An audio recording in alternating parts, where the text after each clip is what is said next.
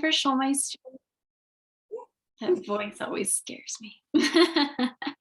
I'm a speech pathologist working for Con Communications, and today we're talking about phonological awareness, or really just the ability to hear and play with sounds for our kids.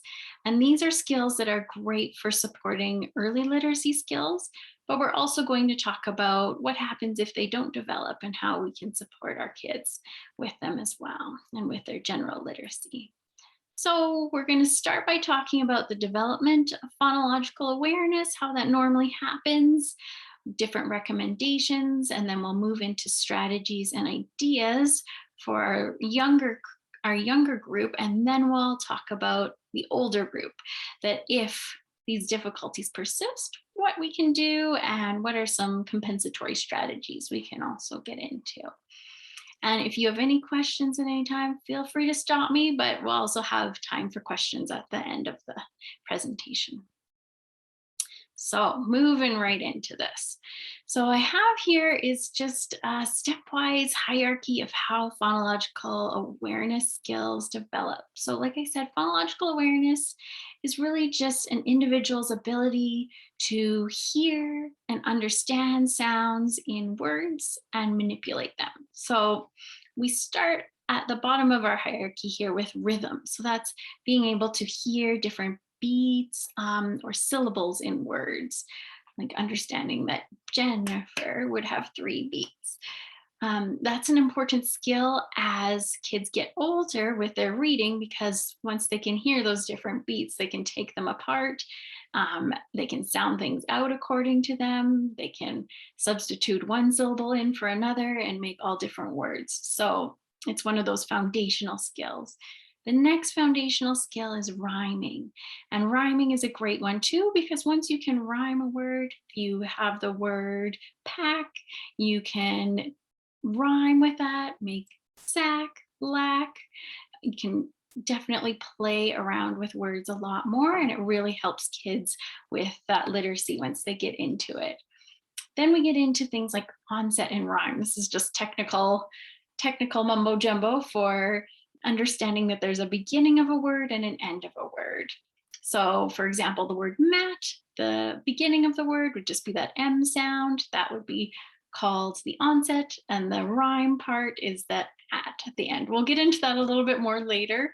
Don't get bogged down with that onset and rhyme strange terminology, but we'll talk about that a bit more later.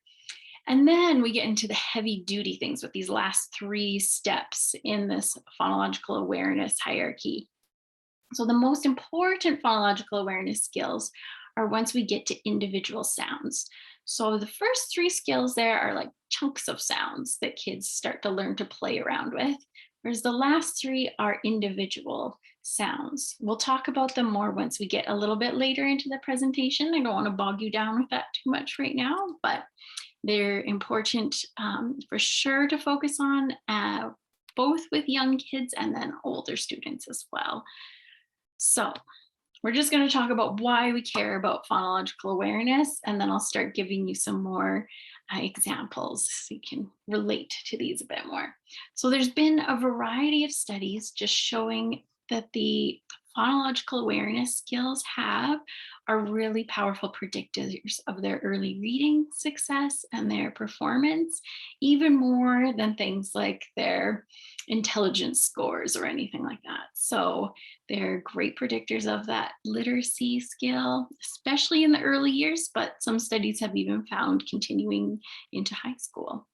So that's why they're important. And then there's also a nice group of studies showing that we can intervene for kids who have difficulties with these skills to help boost the skills and then impact their literacy. So this is just a little summary of one study that just looked at 2 groups of kids. One received language intervention and one group received help with these phonological awareness and literacy skills. And they found the kids in the phonological awareness group had a nice advantage in their literacy and their phonological awareness skills. Makes sense. And then the kids who got the more language-based intervention showed better measures on their vocabulary and grammar. So makes sense that both of those groups showed the gains that they would, but they were also maintained even halfway through the year later. So we know that intervening can really help our kids, but how much? So the National Reading Panel kind of looked at some of these studies and tried to summarize them, but they found that even as little as 5 hours of phonological awareness support could really have some significant benefits on kids' early reading and spelling. So they found a range, 5 to 18 hours, but I find 5 hours nice and comforting that we can work that in a little bit at a time. So this is an area that's a little bit more contentious, is which skills to actually focus on. So it definitely still requires more research, but generally for younger children, say 6 and under, they benefit from working on those early phonological awareness skills like the rhyming and the segmenting, some of those rhythm things, as well as some of their later skills. But for school age children in general, we're finding we want to focus more on those higher level steps in the hierarchy.